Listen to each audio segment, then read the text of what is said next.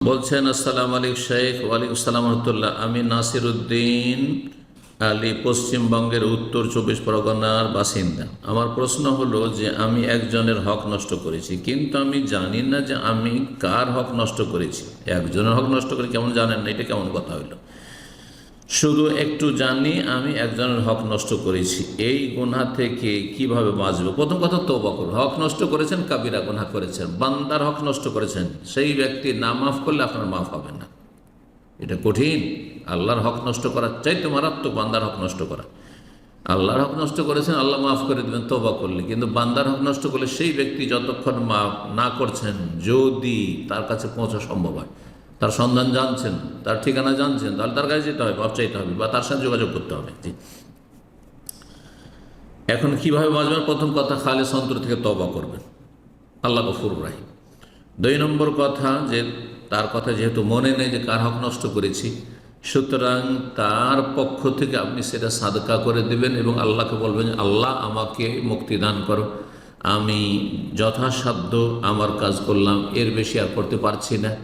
আর যখন আমি পারতাম তখন হক নষ্ট করেছি, তখন আমার ঈমান আমল ভালো ছিল না, যার ফলে আমি তওবা করছি। আল্লাহর কাছে বারবার তওবা করুন এবং তওবাতান নাসুহা, নিষ্ঠার সাথে তওবা করুন।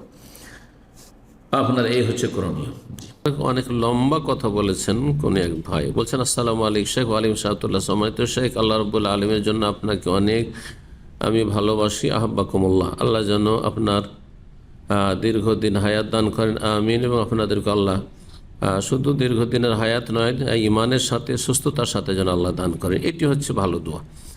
এবং আপনার পরিবারের কেউ, আমিন ইয়া রাব্বাল আলামিন। আমি এমডি মাসুদ আলম বলছি, আমার বাড়ি মালদা জেলা, থানা ভূতনি দিয়ার, এবং আপনার দার্সগুলো শুনে অনেক উপকৃত হয়েছি, আলহামদুলিল্লাহ। এবং সম্মানিত শেখ, আমার আব্বা মা আমার ওপর অনেক অত্যাচার করে এবং আমার আব্বা আমাকে বাড়ির পেছনে জায়গা দিয়েছে। আমার কাছে কিছু অল্প টাকা ছিল এবং ঋণ করে বাড়ি করি 2022 সালে। এবং সম্মানিত শেখ, আপনার অনেক আলোচনায় শুনেছি, জানতে পেরেছি কেউ যদি ঋণ করে মারা যায় তাহলে আল্লাহ রাব্বুল আলামিন ওনাকে মাফ করবেন না, এবং যতক্ষণ ঋণ পরিশোধ না করবেন। এবং ঋণের গুরুত্ব এত আছে আমি আগে জানতাম না।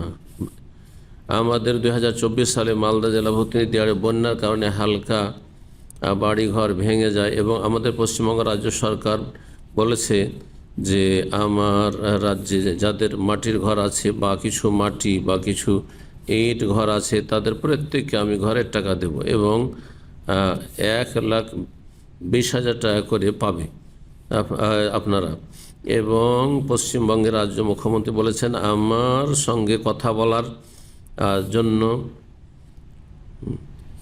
উনি একটি মোবাইল নম্বর দিয়েছেন এবং উনি বলেছেন জনগণকে আমি যে কোনো সমস্যার বিষয়ে কথাগুলো শুনবো এবং আপনারা এখানে ফোন করে ঘরের জন্য আবেদন করতে পারবেন। বলছেন, সম্মানিত শেখ, আমার জানা মতন এখানে সাধারণ মানুষ, মৌলভী সাহেব সবাই ঘরের জন্য আবেদন করেছে। 95% লোকের পাকা বাড়ি আছে, তবুও বলছে ফোন করে আমাদের বন্যায় বাড়ি নষ্ট হয়েছে। এবং এই কথা বলার পরে সরকারের লোক বলছে ঠিক আছে, আপনাকে ঘরের আবেদন গ্রহণ করলাম। এবং তারপরে সরকারের লোক গ্রামের মেম্বার নিয়ে দুজন মিলে ঠিক ঘুষ খাচ্ছে, আল্লাহ হেদায়েত করুন। এবং কিছু লোক টাকা অ্যাকাউন্টে, কিছু লোকের টাকা অ্যাকাউন্টে ঢুকে গেছে, কিছু লোক বাকি আছে, লিস্টে নাম এসে গেছে। এবং সম্মানিত শেখ, আমার প্রশ্ন হলো, আমি ঋণ করে বাড়ি করেছি, তার জন্য আমার অন্তরে ভয় কাজ করে। আমি যদি এখন মারা যাই আমার ঋণ কে পরিশোধ করবে?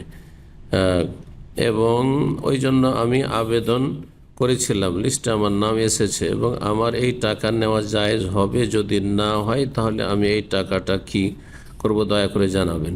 আপনি যেহেতু অভাবী, ঋণগ্রস্ত, আর ঋণ হয়েছে আপনার বাড়ি করার জন্য, আশা করি নিতে পারবেন, আল্লাহ তাআলা আলাম। এবং আলহামদুলিল্লাহ এখন বর্তমানে আমার 2025 হালকা পরিমাণ ঋণ আছে।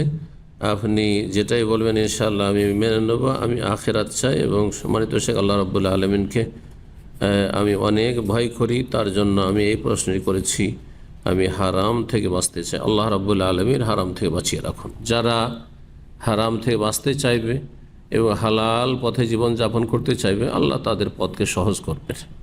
আল্লাহ রাব্বুল যেন আপনার রুজিতে বরকত দান করেন। এরকম যে সমস্ত ভাই বোন হালাল রুজি গ্রহণ করে এবং হারাম থেকে বেঁচে থাকে আর সততার ওপর থাকে, আমানতে খেয়ানত করে না, অসৎ পথ অবলম্বন করে না, অবৈধ পথ অবলম্বন করে, আল্লাহ রাব্বুল আলামিনের কাছে দোয়া করি তাদের জন্য আল্লাহ তাদের রুজিতে বরকত দান করেন এবং আমাদের অভাবকে দূর করে দেন। আল্লাহ রাব্বুল আলামিন তার অভিমুখী হওয়ার তৌফিক দান করেন এবং আল্লাহ রাব্বুল আলামিন আমাদেরকে যেন অন্য কারো দ্বারস্থ না করেন। আল্লাহ আকফিনা বিহালালিকা আন হারামিকা ওয়া আগনিনা বিফাদলিকা আম্মান সিওয়াক।